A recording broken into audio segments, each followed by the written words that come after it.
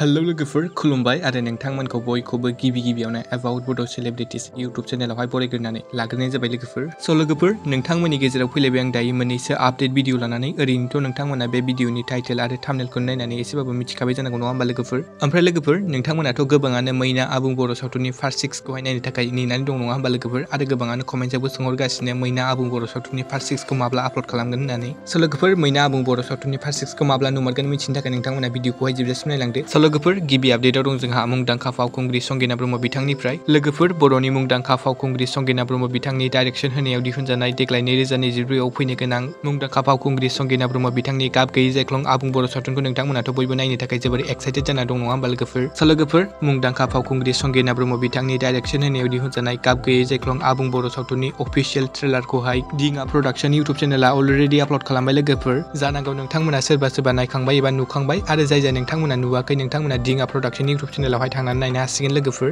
ओमफ्राय लोगोफोर गुबुन मोनसे नेक्स्ट आपडेटआव दं जोंहा मैना आबुं बर' सावथुननि पार्ट 6नि सायावहाय। लोगोफोर नोंथांमोनाथ' गोबाङानो कमेन्टआव सोंहरगासिनो मैना आबुं बर' सावथुननि पार्ट 6खौहाय माब्ला नुगोन होननानै। स' लोगोफोर ओरैनोथ' रिंसार ब्रह्म इउट्यूब चेनेला मैना आबुं बर' सावथुननि गासै पार्ट 1निफ्राय लानानै पार्ट 5सिमखौहाय पार्ट बाय पार्ट सानथाम एबा सानब्रैनि गेजेरावनो हगारबोबाय थादों। नाथाय लोगोफोर रिंसार ब्रह्म बिथाङा मैना आबुं बर' सावथुननि पार्ट 6खौहाय दासिमबो हगाराखै। 6 दिन 7 दिनानो बारलांबाय। स' लोगोफोर रिंसार ब्रह्म इउट्यूब चेनेला मैना आबुं बर' सावथुननि पार्ट 6खौ हगारिनि गुबै जाहोना जानो हागौ बिथांनि भिडिअ'आव माबाफोर प्रब्लेम जादों एबा बिथांनि चेनेलाव माबाफोर टेकनिकेल इसु जादों, जायनि थाखाय बिथाङा दासिमबो मैना आबुं बर' सावथुननि पार्ट 6खौहाय आपल'ड होनो हायाखै। स' लोगोफोर दायो आसा खालामो नोंथांमोना बयबो मिथिनो मोनबाय मैना आबुं बर' सावथुननि पार्ट 6खौ नोंथांमोना दासिमबो नुनो मोनैनि जाहोना मामोन, आरो आसा खालामो मैना आबुं बर' सावथुननि पार्ट 6खौ रिंसार ब्रह्म इउट्यूब चेनेला थाबैनो आपल'ड खालामगोन। स' लोगोफोर नोंथांमोना जाय नायनो थाखाय नेनानै दंमोन एसे नेनानै थाथ'दो। स' लोगोफोर दिनैनि मोननैसो सर्ट आपडेटआ बेनोमोन। नोंथांमोना भिडिअखौ नायना मोजां मोनोब्ला लाइक खालामबानो जाबाय, आरो सोरबाफोर चेनेलाव गोदानै फैदोंब्ला साबस्क्राइब खालामना होबानो जाबाय बेबादिनो आपडेट्स भिडिअ मोनबाय थानो थाखाय। स' लोगोफोर गोजोन्थों एन्ड थेंक्स फर वाचिं।